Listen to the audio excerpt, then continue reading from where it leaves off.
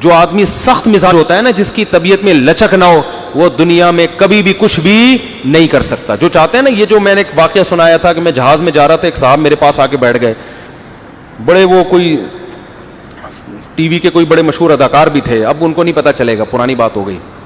پہلے میں تھوڑا یہ نہیں بتا رہا تھا ٹی وی کے اداکار تھے, میں نے ویسے ہی بتا دیا تھا تاکہ وہ یہ نہ کہیں گے میرے بارے میں مفتی صاحب نے کہا. بڑے اداکار تھے, تو مجھے ایک دن کہنے, وہ جہاز میں نا میرے سے گپ شپ ہو گئی. اچھا, بچپن میں ہم نے ان کو دیکھا ہوا تھا تو میں تو پہچان نہیں رہا تھا, وہ تو کافی ایجڈ ہو گئے, تو انہوں نے مجھے وہ نہیں 50-50 میں وہ جو, میں نے کہا بڑے اچھا بھائی. تو مجھے وہ کہنے لگے کہ مفتی صاحب ایک بات بتاؤں, میں غلط بات بالکل بھی برداشت نہیں کرتا, میں غلط بات بالکل برداشت نہیں کرتا. اب چونکہ میری ان سے بے تکلفی نہیں تھی تو میرا دل چاہ رہا تھا میں ان سے کہوں آپ پھر ناقابل برداشت آدمی ہیں, کسی کے لیے آپ کو برداشت کرنا ممکن, کیونکہ جو آدمی بالکل بھی غلط بات برداشت نہیں کرتا نا, اس کو دنیا میں کوئی بھی برداشت نہیں کرتا, کیونکہ دنیا میں 100% صحیح کہیں بھی نہیں ہو رہا ہے. کچھ غلطیاں برداشت کرنی پڑتی ہیں اس چکر میں کہ یار یا تو ہم میں تپڑ نہیں ہے اس کو صحیح کرنے کا یا یہ کہ اس کو برداشت نہ کیا تو اس سے زیادہ غلط ہو جائے گا. اب ابا سگریٹ پی رہے ہیں بیٹھ کے, پیے جا رہے ہیں پھونک رہے ہیں, غلط ہو رہا ہے نا, صحت بھی خراب ہوگی ابا کی, لیکن آپ کیا کرو گے؟ 1 دفعہ 2 دفعہ 3 دفعہ, اس کے بعد چھوڑ دو گے یار میں ان کا باپ نہیں ہوں. آپ نے ابا کو کہا سگریٹ ہاتھ سے لے کے پھینک دی کہ میں غلط بات برداشت نہیں کرتا, یہ کیا ہو رہا ہے؟ تو ابا چرس لے آئیں گے اگلے دن, بولیں گے روک کے دکھا, میں تیرا باپ ہوں تو میرا باپ, اور تو بھی پی, ورنہ جائیداد سے آگ کرتا ہوں میں تجھے. تو بڑے کو تو یہی ہوتا ہے. ایسا آدمی گھریلو زندگی میں ناکام ہے, کیونکہ بھائی بیوی میں بھی کچھ آڑی ترچھی ہوتی ہے, کچھ نہ کچھ الٹی سیدھی, بیویوں کی بھی برداشت کرنی پڑتی ہے, اولاد کی بھی برداشت کرنی پڑتی ہے, کچھ سالے بھی الٹے سیدھے ہوتے ہیں, پتہ نہیں کیا موڈ تھا, مجھے کہہ رہا تھا یہ, پتہ نہیں تمہیں تو نہیں کہہ رہا تھا یہ, مجھے کہہ رہا تھا, مطلب پوچھ رہا ہوتا ہے آدمی اس کا, یہ تمہیں کہہ رہا ہے یا مجھے کہہ رہا ہے؟ مجھے کہہ رہا ہے تو بہت غلط کہہ رہا ہے. تو آدمی کہتا ہے چلو پوچھو ہی نہیں کس کو کہہ رہا ہے, فرض کر لو کہ یہ اس کو کہہ رہا ہے نکل لیا وہاں سے. برداشت, وہی لطیفہ سناتا ہوں نا میں اکثر. ایک طاقتور آدمی جا رہا تھا, اس کو شو مارنے کا شوق تھا, اس کے ساتھ ایک کئی دبلا سا آدمی گزرا, اس موٹے طاقتور نے اس کو دھکا دے کے نا گرا دیا ایسے ہی, بس کیا کر لے گا.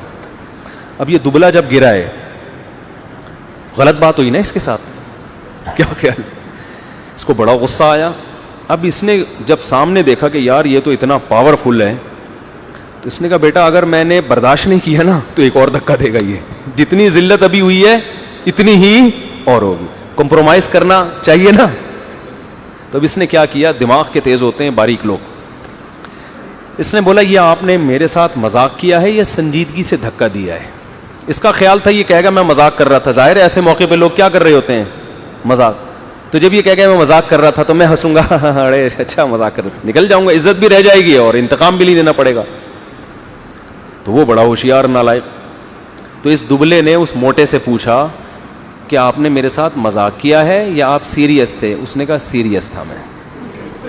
تو اس نے کہا اچھا ہو گیا, ورنہ میں اس قسم کے مذاق برداشت نہیں کرتا. یہ کہا اور بھاگ گیا. تو اچھا ہو گیا ورنہ میں اس قسم کے مذاق بالکل برداشت نہیں کرتا, بھاگ گیا یہ کہہ کے کہ دوبارہ آنے سے پہلے بھاگ. عزت بھی رہ گئی,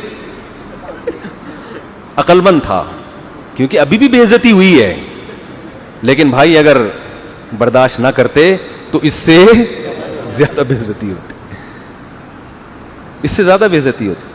تو لچکدار آدمی, لچک, ہمارے نبی میں کتنی لچک تھی, حالانکہ آپ سے زیادہ 100% صحیح دنیا میں اللہ نے کسی کو پیدا نہیں کیا, لیکن ساتھیوں کی بھی برداشت کر رہے ہیں.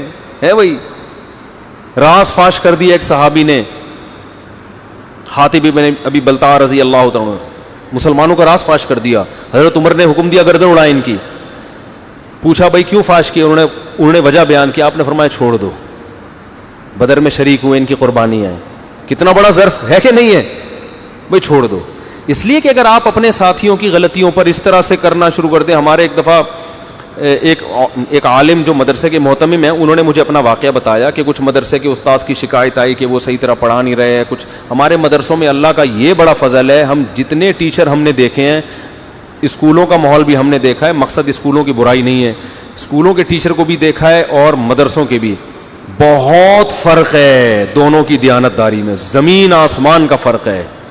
جو ہمارے مدرسے کے جتنے استاذ ہیں اتنی ذمہ داری سے, پابندی سے پڑھاتے ہیں, اتنی محنت سے پڑھاتے ہیں کہ یہ محنت ہم نے اسکولوں میں نہیں دیکھی ہے, کالج میں بھی نہیں دیکھی. چند اساتذہ اسکول میں بھی تھے, کالج میں بھی, لیکن 100% نہیں. مدرسے میں ہم نے 100% دیکھا ہے یہ کہ, اور تنخواہیں بہت تھوڑی تھوڑی, لیکن ٹائم بھی زیادہ دے رہے ہیں. وجہ کیا ہے؟ موٹیویشن کہاں سے مل رہی ہے کہ بھئی یہ صدقہ جاری ہے ہمارے لیے. تو سب چیزیں تنخواہوں سے تھوڑی ہوتی ہیں. تو کچھ شکایتیں آئیں کہ آپ فلاں کو نکال دیں, فلاں کو نکال دیں, فلاں کو نکال دیں. انہوں نے کہا, جو مشورہ دینے والے تھے نا, ان کی فیکٹری تھی, انہوں نے کہا آپ کو جب اپنے ملازمین کی شکایت آتی ہے فوراً نکال دیتے ہیں؟ اس نے کہا نہیں نکالتے تو نہیں, تو فیکٹری بند ہو جائے گی, اس طرح نکالتے رہو بیٹھ. تو انہوں نے کہا آپ کو فیکٹری کی تو فکر ہے, مدرسے کی فکر نہیں ہے. تو یہ دین ہے, دین کو بچانے کے لیے بھائی 100% کون درست ہوگا؟ تو جس کی طبیعت میں, نیچر میں لچک نہیں ہے, فلیکسیبلٹی نہیں ہے, وہ دنیا میں کسی کام کا بولو نہیں. وہ بچوں پہ چنگیز خان بن جائے گا, بچے باغی ہو جائیں گے. تو وہ جہاز میں بیٹھے ہوئے میرے پاس کہ غلط بات بالکل بھی برداشت کرتا ہی نہیں. اچھا بھائی نہیں کرتے ہوگے یار, آپ ہی کر سکتے ہیں, ہم تو کر لیتے ہیں. میں دل میں سوچ رہا تھا میں نہیں برداشت کر رہا, آپ اتنی غلط بات کر رہے ہو, لیکن میں کیا کر رہا ہوں, کیونکہ مجھے پتا ہے میں اگر جواب دوں گا تو بحث چھڑ جائے گی, ہمارا تو سارا ٹائم اسی میں لگ جائے گا. تو ہم اچھا بھائی, بس ہم نے یہی کہا ماشاءاللہ اچھا لگا آپ کے منہ سے یہ سن کے اچھا لگا.